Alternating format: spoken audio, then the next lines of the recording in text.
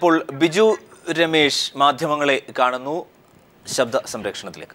പ്രിയൻ പ്രതിയായി പോകുന്ന ഒരു കേസിൽ നിന്നും ജീവപര്യന്തം കിട്ടിയതാണെന്നും അതിപ്പോൾ പുറത്ത് ഹൈക്കോടതി വെറുതെ വിടുകയാണ് ഉണ്ടായതെന്നും ഇനി ഒന്നും കൂടി സംഭവിച്ചു കഴിഞ്ഞാൽ ഇനി ജീവപര്യന്തം ഇനി ഉറപ്പാണെന്നും അതുകൊണ്ട് എന്നെ ഉപദ്രവിക്കരുത് എന്ന് പറഞ്ഞപ്പോൾ ഇതേ വിവരം തന്നെയാണ് ഞാൻ അത് കഴിഞ്ഞിട്ടുണ്ടായിരുന്ന 2-3 പൊതുവേദികളിൽ ആവർത്തിക്കുകയും പറയുകയും ഉണ്ടായി. ആരെങ്കിലും ഇത് ഏറ്റെടുത്ത് കേസുമായി മുന്നോട്ട് പോകണമെങ്കിൽ ഏറ്റെടുക്കാം, മുന്നോട്ട് പോകാം എന്ന് പറയുകയുണ്ടായി. അപ്പോൾ പലരും ആ സമയത്തൊക്കെ വികാരത്തോടുകൂടി ഇപ്പോൾ തന്നെ എന്നെ 3-4 പേര് വിളിച്ചു പറഞ്ഞു ഞങ്ങൾ ഞങ്ങൾ എന്ത് വേണമെങ്കിലും കേസുമായി പോകാമെന്ന്. ഈ പറയുന്നതല്ലാതെ സമയത്തോടെടുക്കുമ്പോൾ ആരും കേസ് വക്കാലത്തൊപ്പിടാനൊന്നും ആരെയും ഇതുവരെയും കണ്ടിട്ടില്ല. അപ്പോൾ ആരെങ്കിലും സ്വാമിയോട് ആത്മാർത്ഥ്യം ഉണ്ടെങ്കിലോ, എനിക്ക് വെള്ളാപ്പള്ളി നടേശനും മകന് ഇതാക്കാനൊന്നും അല്ല. ഇന്നിപ്പോൾ തുഷാർ പറയുന്നുണ്ട് തുഷാർ CBI എൻക്വയറിക്ക് വേണ്ടി കൊടുക്കാൻ. ഇവർ തന്നെയാണ് ആദ്യം പല പ്രാവശ്യം ആൾക്കാരെ വെച്ച് CBI എൻക്വയറിക്ക് വേണ്ടി കേസ് ഫയൽ ചെയ്തിട്ട് കോടതിയിൽ വരുമ്പോൾ പറയും ക്രൈംബ്രാഞ്ചിൻ്റെ അന്വേഷണത്തിൽ തൃപ്തികരമാണെന്ന് പറഞ്ഞ് കേസ് പിൻവലിക്കുകയും ചെയ്യുകയും ചെയ്യും. കോടതി ക്രൈംബ്രാഞ്ചിലേക്ക് പോകും. അപ്പോൾ തുടർച്ചയായി 2-3 ആയി കഴിയുമ്പോൾ ആ കേസുകൾ ബാക്കി ആര് കൊടുത്താലും നിൽക്കാത്ത അവസ്ഥ. കാര്യം കോടതി തന്നെ പറഞ്ഞിരിക്കുന്നു ക്രൈംബ്രാഞ്ച് അന്വേഷണത്തിന് മതിയെന്ന് പറഞ്ഞ് ഉത്തരവിടുന്ന അതേ കോടതി തന്നെ മാറ്റി എങ്ങനെ ഉത്തരവിടും? കേസ് വന്നു കഴിയുമ്പോൾ ഇവർ തന്നെയാണ് പറയുന്നത് ക്രൈംബ്രാഞ്ചിൽ അവർ കേസ് കൊടുത്തവർ അന്വേഷണത്തിൽ തൃപ്തികരമാണെന്ന് പറഞ്ഞ് ഈ കേസ് കൊടുത്ത് കേസിനെ ഇല്ലാതാക്കുന്ന ഒരവസ്ഥയാണ് നമ്മുടെ ഇവിടെ നടന്നത്. അതുകൊണ്ട് തന്നെ ഈ ക്രൈംബ്രാഞ്ചിൻ്റെ അന്വേഷണം നമ്മൾ മനസ്സിലാക്കി എന്താ ഇത്രയും 10 വർഷം 11 വർഷത്തോളം ക്രൈംബ്രാഞ്ചിൻ്റെ അന്വേഷണം ഇത്രയും അങ്ങ് ഡിലേ ചെയ്ത് കൊണ്ടുപോയതിൻ്റെ കാര്യം എന്ത്? നേരത്തെ ക്രൈംബ്രാഞ്ച് അന്വേഷിച്ച് കഴിഞ്ഞാൽ ആ അന്വേഷണം തൃപ്തികരമല്ല എന്ന് പറയും, കോടതിയിൽ പോകുമെന്നുള്ള. അപ്പോൾ അതിനെ തേച്ച് മാച്ച് അതിനുള്ള ജനങ്ങളുടെ വികാരങ്ങൾ അങ്ങ് മടങ്ങിത്തീരുന്നത് വരെ കേസിനെ ഒതുക്കി വയ്ക്കുകയും കഴിഞ്ഞ വർഷമാണ് ആ കേസ്, എൻ്റെ അറിവിൽ കഴിഞ്ഞ വർഷം കേസിന് തെളിവുകളില്ല എന്നുള്ള ധാരണ ഇതിൽ അത് മരണമാണെന്നുള്ള ഇതിൽ വരുത്തി തീർക്കാനുള്ള ശ്രമം നടത്തിയത്. പോസ്റ്റ്മോർട്ടം തന്നെ നമുക്ക് എടുത്തു നോക്കാം. പോസ്റ്റ്മോർട്ടം ചെയ്തിരിക്കുന്ന ഡോക്ടർ നമ്മുടെ ഇവിടെ കൊണ്ടുപോയ ഈ ഫോറൻസിക്കിൻ്റെമായി ബന്ധപ്പെട്ട ഒരു ഡോക്ടറുമല്ല, സാധാരണ ഒരു MBBS ഡോക്ടറെ വിളിച്ചു വരുത്തി അവരെ കൊണ്ട് പോസ്റ്റ്മോർട്ടം റിപ്പോർട്ട് തയ്യാറാക്കി, റിപ്പോർട്ട് ഡോക്ടർ സോമൻ പറഞ്ഞു കൊടുത്ത് റിപ്പോർട്ട് തയ്യാറാക്കിയ ഒരു റിപ്പോർട്ടിൻ്റെ അടിസ്ഥാനത്തിലാണ്. അതും ആശ്രമത്തിൽ വെച്ച് തന്നെയാണ് ഒരു പോസ്റ്റ്മോർട്ടം എന്നുള്ള രീതിയിലൊന്നും വരുത്തി തീർക്കുകയും അതിനനുസൃതമായി ചെയ്തിട്ടുള്ളത്. അതുകൊണ്ട് അതിലൊന്നും പോസ്റ്റ്മോർട്ടം തന്നെ യാതൊരു നിയമസാധുതയും ഇല്ലാത്ത രീതിയിൽ ഒരു പേരിനൊരു പോസ്റ്റ്മോർട്ടം റിപ്പോർട്ട് തയ്യാറാക്കുന്നതിലേക്ക് വേണ്ടി മാത്രമാണ് ചെയ്തത്. ഞാൻ പ്രിയനുമായി നേരിട്ട് കൂടിക്കാഴ്ച നടത്തിയില്ല. ഞാൻ പ്രിയനുമായി ഫോണിലാണ് സംസാരിച്ചത്. എന്നെ കാണണമെന്ന് ആവശ്യപ്പെട്ടപ്പോൾ തന്നെ എനിക്ക് സ്വാമിയുമായി ബന്ധപ്പെട്ട കൊലപാതകത്തിന്റെ പിന്നിൽ പ്രിയനാണ് എന്നറിയാമെന്നുള്ളത് കൊണ്ട് തന്നെ ഞാൻ നേരിട്ട് കാണാൻ കൂടിക്കാഴ്ചയ്ക്ക് ഞാൻ സമ്മതിച്ചില്ല. ഞാൻ ഫോൺ കൊടുക്കും, ഞാൻ സംസാരിക്കാമെന്നാണ് പറഞ്ഞത്. ഫോണിലൂടെയാണ് സംസാരിച്ചത്. ഞാൻ പ്രിയനോട് ചോദിച്ചു നിങ്ങൾ എന്തിനാണ് സ്വാമിയെ കൊല്ലാനുണ്ടായ കാരണം എന്താണ്? അത് വെള്ളാപ്പള്ളി നടേശൻ സാറിന് വേണ്ടിയാണ് ഞാൻ ചെയ്തത് സാർ, എന്നെ ഉപദ്രവിക്കരുത് എന്നാണ് എന്നെ ഉപദ്രവിക്കരുത്. ഇനി ഒരു കേസിൽ കൂടി ഞാൻ പ്രതിയാവുകയാണെങ്കിൽ മറ്റേ ഷാജിയുടെ അത് പ്രവീൺ വധക്കേസിൽ അതിൻ്റെ പ്രതിയായിരുന്നു. അതിൽ ജീവപര്യന്തം കിട്ടുകയും അതിനുശേഷം ഹൈക്കോടതിയിൽ വരികയും അതിൽ നിന്ന് വെറുതെ വിടുകയും ചെയ്ത ഈ 3 പേരെ ശിക്ഷിച്ചതിൽ ഒരാൾ മാത്രമാണ് പ്രിയനെ മാത്രമാണ് വെറുതെ വിട്ടത്. അതിന് പ്രിയന് വക്കീലിനെ അറേഞ്ച് ചെയ്ത് കൊടുത്തത് ശ്രീ വെള്ളാപ്പള്ളി നടേശനാണെന്നും പറഞ്ഞുകൊണ്ട് DYSP ഷാജി ആ സമയത്ത് എനിക്കൊരു കത്ത് എഴുതുകയുണ്ടായി. അത് 10 ലക്ഷം രൂപ ഫീസ് കൊടുത്തു. എനിക്ക് കോടതിയിൽ പോകാനായിട്ട് എൻ്റെ കയ്യിൽ പൈസ ഇല്ല, എന്നെ സഹായിക്കുമെങ്കിൽ വലിയ ഉപകാരമായിരുന്നു എന്നാണ് എഴുതിയത്. കാരണം സുപ്രീം കോടതിയിലേക്ക് പോകണം, എൻ്റെ വസ്തുക്കളെല്ലാം ഗവൺമെൻറ് ഫ്രീസ് ചെയ്തിരിക്കുകയാണ്. എന്തായാലും പ്രിയനെ വിട്ട സാഹചര്യത്തിൽ സുപ്രീം കോടതിയിൽ പോയാൽ ഞങ്ങളെയും വിടാൻ 100% വിടും. പക്ഷേ നല്ല അഭിഭാഷകനെ വെക്കുന്നതിലേക്ക് വേണ്ടിയുള്ള സാമ്പത്തികമായി എൻ്റെ കയ്യിൽ പൈസ ഇല്ല, എൻ്റെ മുഴുവൻ വസ്തുക്കളും സർക്കാർ ഫ്രീസ് ചെയ്യണം, കേസ് ജയിച്ചാൽ വസ്തുക്കൾ വിട്ടുകിട്ടും, അപ്പോൾ പൈസ മടക്കി തരാമെന്നാണ് എനിക്കുണ്ടായിരുന്ന കത്ത്.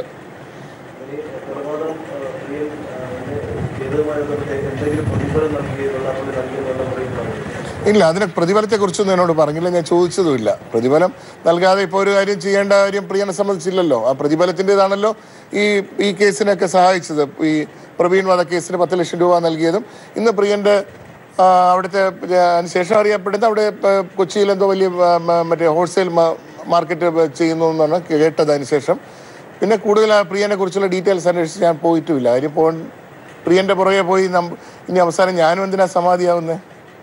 സഹായിച്ചു എന്നാണ് എന്നോട് DYSP ഷാജിയുടെ എന്നോട് ഉള്ള കത്തിലുണ്ടായിരുന്നത്. കത്തയച്ചിരുന്നു, ജയിലിൽ നിന്ന് തന്നെ കത്തയച്ചത്. വെള്ളാപ്പള്ളി നടേശന് വേണ്ടിയാണ് ചെയ്തത് എന്നാണ് പറഞ്ഞത്. ഞാൻ ചോദിച്ചു താങ്കൾ ആർക്ക് വേണ്ടിയാണ് ചെയ്തതെന്ന് ചോദിച്ചപ്പോൾ വെള്ളാപ്പള്ളി നടേശന് വേണ്ടിയാണ് ചെയ്തതെന്നാണ് പറഞ്ഞത്. നമുക്കറിയേണ്ട ഒന്നുകൂടെ വ്യക്തമാക്കേണ്ട അതേ ഉണ്ടായിരുന്നുള്ളൂ. ആർക്ക് വേണ്ടിയാണ് സ്വാമിയെ നിങ്ങൾ ചെയ്തതെന്ന് ചോദിച്ചു. വെള്ളാപ്പള്ളി കാര്യം പ്രിയനാണ് ചെയ്തതെന്ന് പ്രിയൻ ജയിലിൽ കിടക്കുമ്പോൾ പോലും അവിടുത്തെ ജയിൽ വാർഡനായിട്ടുണ്ടായിരുന്നവരോട് പറയുകയും ആ ജയിൽ വാർഡൻ എന്നെ കാണാൻ ഒരു അവസരത്തിൽ വരുമ്പോൾ അവരെന്നോട് പറയുകയും ചെയ്തതാണ്. അതിലൊരാൾ ഇപ്പോൾ ആറ്റിങ്ങൽ ജയിൽ സൂപ്രണ്ടായിരുന്നു, ഇപ്പോൾ മാറിയിട്ടുണ്ടോ എന്ന് എനിക്കറിയില്ല. സുരേഷ് എന്ന് പറയുന്ന ആൾ. ഞാൻ ഈ അന്വേഷണത്തിന് ക്രൈംബ്രാഞ്ചിൽ ഒരു SI എന്ന് പറഞ്ഞ ഒരാൾ എന്നെ കാണാനായിട്ട് ഇത് കഴിഞ്ഞ് 1 മാസം കഴിഞ്ഞപ്പോൾ വന്നിരുന്നു. ഈ ഉപവാസം കഴിഞ്ഞ സമയത്ത് അദ്ദേഹത്തോട് ഞാൻ വളരെ വ്യക്തമായിട്ട് കണ്ടിട്ട് സത്യത്തിൽ SI ആണെന്ന് തോന്നുന്നില്ല. അപ്പോൾ ഞാൻ ക്രൈംബ്രാഞ്ചിലെ SI ആണ്, ഈ മറ്റേ ശാശ്വത സ്വാമിയുടെ അന്വേഷണവുമായിട്ട് ബന്ധപ്പെട്ടാണ് വന്നിരുന്നപ്പോൾ ഞാൻ സംസാരം കേട്ടപ്പോഴും എനിക്ക് വളരെ ഒരു ജെന്യൂൻനെസ് തോന്നാത്തതുകൊണ്ട് ഞാൻ ചോദിച്ചു, സാറിൻ്റെ ഐഡൻറ്റിറ്റി കാർഡ് കാണിക്കുന്നുണ്ടോ ബുദ്ധിമുട്ടുണ്ടോ എന്ന് വെച്ചപ്പോൾ ഇല്ല എന്നൊക്കെ പറഞ്ഞ് എടുത്ത് കാണിച്ചു. അപ്പോഴാണ് എനിക്ക് SI ആണെന്ന് മനസ്സിലായത്. പെരുമാറ്റവും സംസാരമൊക്കെ കണ്ടപ്പോൾ എന്തോ ഒരു പന്തികേട് എനിക്ക് തോന്നി. പക്ഷേ വന്നിരുന്നു. ഞാൻ ഈ കഥകൾ മൊത്തം അദ്ദേഹത്തോട് പറഞ്ഞിട്ട് ഒരു സെൻറ്റൻസ് പോലും എഴുതിയെടുത്തില്ല. എന്നോട് പറഞ്ഞു ഞാൻ എന്തായാലും നിങ്ങളുടെ മാനേജർ ഒന്ന് കാണട്ടെ, മാനേജറുടെ നമ്പർ ഒന്ന് കിട്ടിയാൽ കൊള്ളായിരുന്നു. ഞാൻ പറഞ്ഞതേ സാർ എഴുതിയെടുക്കുന്നില്ല. അപ്പോൾ പിന്നെ മാനേജർ കണ്ടിട്ട് പിന്നെ പ്രത്യേകിച്ച് എന്താണ് കാര്യമെന്ന് ചോദിച്ചു. ഞാൻ പറയും തൽക്കാലം സാറ് ഞാനൊന്ന് ആലോചിച്ചതിന് ശേഷം തരാമെന്ന് പറയും. പിന്നെ അദ്ദേഹം ബന്ധപ്പെട്ടിട്ടുമില്ല, വന്നിട്ടുമില്ല, അതുവഴി പോയി. ഞാൻ പൂർണ്ണമായി ഈ നടന്ന വിവരങ്ങളും അറിയാവുന്ന കാര്യങ്ങളും ഒക്കെ അദ്ദേഹത്തോട് പറഞ്ഞു. ഈ പ്രിയൻ വിളിച്ചിരുന്ന കാര്യം തൊട്ട് എല്ലാം പറഞ്ഞു. എല്ലാം കേട്ടതിന് ശേഷം അവിടെ നിന്ന് പോവുകയാണ് ഉണ്ടായത്. അപ്പോൾ തന്നെ അന്വേഷണത്തിൽ യാതൊരു കഴമ്പുമില്ല എന്ന് ഈ വിവരവും ഞാൻ അടുത്ത നമ്മുടെ സംസ്ഥാന എക്സിക്യൂട്ടീവ് കമ്മിറ്റി മീറ്റിങ്ങിൽ, ശ്രീനാരായണ ധർമ്മവേദിയുടെ മീറ്റിങ്ങിൽ ഇങ്ങനെ ഒരു ഉദ്യോഗസ്ഥൻ വന്നിരുന്നു. ഈ നടന്ന കാര്യങ്ങളും ഒക്കെ അവിടെ ഞങ്ങൾ വിശദീകരിക്കുകയുണ്ടായി. ഇതൊരു പ്രീ പ്ലാൻഡ് മർഡറാണ്, വളരെ പെട്ടെന്ന് ആസൂത്രിതമായി ചെയ്ത മർഡറാണ്. കാര്യം ഇന്ന് വെള്ളാപ്പള്ളി നടേശൻ തന്നെ പറയുന്നുണ്ടായിരുന്നു, സ്വാമി മരിച്ച അവിടെ ചെന്നപ്പോൾ തന്നെ അത് സ്വാമി ജലത്തിൽ വീണ് സമാധിയായി കഴിഞ്ഞാൽ ഒരാൾ ആരെങ്കിലും വെള്ളത്തിൽ വീണോ ആറ്റിൽ വീണോ മരിച്ചു കഴിഞ്ഞാൽ ഉടനെ കൊലപാതകമാണെന്ന് അവിടെ സംസാരം വരുന്നത് എന്തുകൊണ്ടാണ്? അവിടെ കൊലപാതകമാണെന്ന് എല്ലാവരും അവിടെ നിന്ന് സംസാരിക്കുന്ന കേട്ടതുകൊണ്ടാണ്. അത് പോസ്റ്റ്മോർട്ടം വേണ്ട എന്നാണ് വെള്ളാപ്പള്ളി നടേശൻ പറഞ്ഞത്. പക്ഷേ വിദ്യാസാഗറാണ് അന്ന് പോസ്റ്റ്മോർട്ടം നടത്തിയില്ലെങ്കിൽ അത് നിയമപ്രശ്നം ഉണ്ടാകും, ഭാവിയിൽ അത് പ്രശ്നം ഉണ്ടാകുമെന്ന് പറയുകയും അതിൻ്റെ വിദ്യാസാഗറാണ് ഞാൻ കേട്ടതനുസരിച്ചുകൊണ്ട് ശ്രീ രാജീവിനെ വിളിച്ച് സംസാരിക്കുകയൊക്കെ ചെയ്ത് അദ്ദേഹമാണ്. ഇന്ന് വെള്ളാപ്പള്ളി സംസാരിച്ചു എന്നാണ് പറഞ്ഞത്. പക്ഷേ അന്ന് ഞാൻ മനസ്സിലാക്കിയത് വിദ്യാസാഗറാണ് രാജീവുമായിട്ടൊക്കെ സംസാരിക്കുകയും. പക്ഷേ മുഖ്യമന്ത്രി SNDPയുടെയും ആശ്രമത്തിൻ്റെയും തീരുമാനം അനുസരിച്ച് എന്താ വേണ്ട നടപടി സ്വീകരിക്കാനാണ് പറഞ്ഞത്. പക്ഷേ ഭാവിയിൽ ഇവരെ എങ്ങനെയെങ്കിലും പെട്ടെന്ന് അവിടെ പാക്കപ്പ് ചെയ്യാൻ നോക്കിയപ്പോഴും അത് ഭാവി പ്രശ്നം ഉണ്ടാകുമെന്ന് പറഞ്ഞതിൻ്റെ അടിസ്ഥാനത്തിലാണ് അത് പോസ്റ്റ്മോർട്ടം ചെയ്യണമെന്ന് വരികയും ഡോക്ടർ സോമൻ വരികയും ഒരു MBBS ഡോക്ടറായിട്ടുണ്ടായിരുന്ന ഫോറൻസിക്കിൻ്റെ യാതൊരു ബന്ധവുമില്ലാത്തൊരു ഡോക്ടറെ വിളിച്ച് അവരെ കൊണ്ടാണ് പോസ്റ്റ്മോർട്ടം നടത്തുകയും അതിൽ യാതൊരു അവിടുത്തെ ഒരു ഫോറൻസിക് അതിൽ കൊണ്ടുപോവുകയോ ഒന്നും ചെയ്തില്ല. അവിടെ തന്നെ ആശ്രമത്തിൽ വെച്ച് തന്നെ ഒരു പേരിനൊരു പോസ്റ്റ്മോർട്ടം തട്ടിക്കൂട്ടി നടത്തിയിട്ട് MBBS ഡോക്ടറെ കൊണ്ട് ചെയ്യിച്ചിട്ട് അതിൻ്റെ ഇത് അല്ലെങ്കിൽ ഫോറൻസിക് ഡോക്ടറല്ലേ ചെയ്യേണ്ടത്.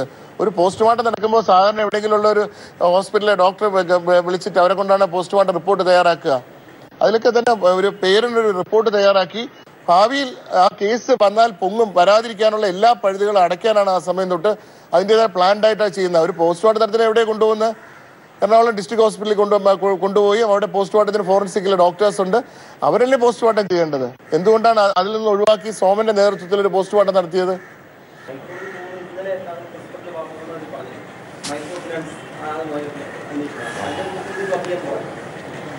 മൈക്രോ ഫൈനാൻസ് ബന്ധപ്പെട്ട് CBI എൻക്വയറിക്ക് പോകണമെന്നുള്ളതാണ് ധർമ്മവേദിയുടെ തീരുമാനമെടുത്തത്. വ്യക്തിപരമായിട്ടല്ല, ശ്രീനാരായണ ധർമ്മവേദി എടുത്ത്. കാരണം ഈ പിന്നോക്ക വികസന കോർപ്പറേഷനിൽ നിന്നും 2% കിട്ടുകയും അത് 12 മുതൽ 18% വരെ പല സ്ഥലത്തും പല ശതമാനങ്ങൾക്കാണ് കൊടുക്കുകയും ചെയ്തിരിക്കുന്നത് വെച്ചാൽ വളരെയേറെ കടുത്ത സാമ്പത്തിക ക്രമക്കേടാണ് ഉണ്ടാക്കിയിരിക്കുന്നത്. അതുമല്ല മറ്റ് ബാങ്കുകളിൽ നിന്നും പണം വായ്പ എടുത്തുകൊണ്ട് SNDP യോഗം ഒരു കമ്പനി, ട്രേഡിംഗ് കമ്പനിയോ പ്രോഫിറ്റ് കമ്പനിയോ അല്ല, അത് നോൺ ട്രേഡിംഗ് കമ്പനി ആക്ട് അനുസരിച്ച് രജിസ്റ്റർ ചെയ്തിട്ടുള്ളതാണ്. മറ്റ് പല ബാങ്കുകളിൽ നിന്നും SNDP യോഗം പണം എടുത്തിരിക്കുന്നത് SNDP യോഗത്തിൻ്റെ കൊളാട്രൽ സെക്യൂരിറ്റി ബേസ് ചെയ്ത് എടുക്കുകയും അതെടുത്തതിന് ശേഷം അത് ലാഭ ഇച്ഛയോടുകൂടി മറിച്ച് ഫൈനാൻസ് കൊടുക്കുകയാണ് ചെയ്തിരിക്കുന്നത്. മൈക്രോ ഫൈനാൻസ് എന്ന് പറയാൻ കഴിയില്ല. കാര്യം ബാങ്കുകളുമായിട്ട് ബന്ധപ്പെട്ട് 10% ബാങ്കുകളിൽ നിന്ന് പണം വായ്പ എടുക്കുകയും ആ വായ്പ 16-18% അവരോട് പറയുന്ന സാധാരണക്കാരോട് പറയുന്നത് നിങ്ങളുടെ 1.5% പലിശ ഞങ്ങൾ മേടിക്കുന്നുള്ളെന്ന്. ഈ 1.5% എന്ന് പറയുമ്പോൾ ആൾക്കാർ കൂട്ടാനൊന്നും അറിയാത്ത സാധാരണ വീട്ടിലുള്ള പാവപ്പെട്ട സ്ത്രീകളെ പറ്റിക്കുന്ന അങ്ങനെ 1.5%-നാണ് തന്നിരിക്കുന്നത്. ആ 1.5% എന്ന് പറയുന്ന മാസം 1.5%, അത് ബാങ്കിന്റെ കണക്കനുസരിച്ച് 18%. ഈ 18%-ത്തിന് അവർക്ക് പൈസ കൊടുത്തുകൊണ്ടാണ് ആ പലിശ ഉണ്ടാക്കുന്നത്. അപ്പോൾ അതിലും 10-നും 8-നും ഒക്കെ കിട്ടുന്ന ബാങ്കുകളിൽ നിന്ന് കിട്ടുന്ന പൈസ വലിയ തുക ലോണിന് എടുത്തിട്ട് ആ തുകകൾ ഇവർക്ക് മൈക്രോ ഫൈനാൻസ് ആയിട്ട് കൊടുത്ത് ഇതിൽ നിന്ന് ഇടയിൽ ലാഭം ഉണ്ടാക്കുന്ന പൈസ 1 രൂപ പോലും അതിൻ്റെ ലാഭം ഈ ട്രസ്റ്റിൻ്റെയോ അല്ലെങ്കിൽ യോഗത്തിൻ്റെയോ കണക്കുകളിൽ വന്നിട്ടില്ല എന്നുള്ള വസ്തുതയാണ്. അത് ഏത് ഏജൻസി അന്വേഷിച്ചാലും ഈ സാമ്പത്തിക ക്രമക്കേട്, പ്രധാനമായി CBI അന്വേഷിക്കുന്ന സാമ്പത്തിക ക്രമക്കേടുകളെ കുറിച്ചാണല്ലോ. അപ്പോൾ അതുകൊണ്ടാണ് CBIക്ക് അതിനെക്കുറിച്ച് അന്വേഷിക്കാനായിട്ട് പരാതി നൽകുമെന്ന് പറയുകയും അതിന് അടിസ്ഥാനത്തിൽ അതുമായി മുന്നോട്ട് പോകാനായിട്ട് കഴിഞ്ഞ ആഴ്ച കൂടിയ ശ്രീനാരായണ ധർമ്മവേദിയുടെ സംസ്ഥാന എക്സിക്യൂട്ടീവ് യോഗം തീരുമാനമെടുത്തത്. സ്വാമിയുടെ അന്വേഷണം, അതാ ഞാൻ ഇപ്പോഴും പറയുന്ന, ജനങ്ങളാണ് ഏറ്റെടുക്കേണ്ടത്, സ്വാമിയുടെ ഭക്തരാണ് ഏറ്റെടുക്കേണ്ടത്.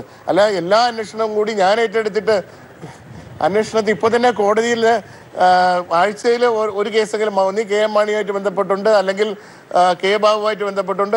K ബാബുവിൻ്റെ 3 കേസ് ഓൾറെഡി ഉണ്ട്. ഇനിയിപ്പോൾ ഞാൻ തന്നെ ബാബുവിനെതിരെ 2 കേസ് ഞാൻ ക്രിമിനലും സിവിലുമായി K ബാബുവിനെതിരെ ഫയൽ ചെയ്യാനായിട്ടുള്ള ഡ്രാഫ്റ്റ് ചെയ്തിരിക്കുകയാണ്. അടുത്ത ആഴ്ച സിവിൽ കേസും അതിൻ്റെ അടുത്ത ആഴ്ച ക്രിമിനൽ കേസ് ഫയൽ ചെയ്യാണ്.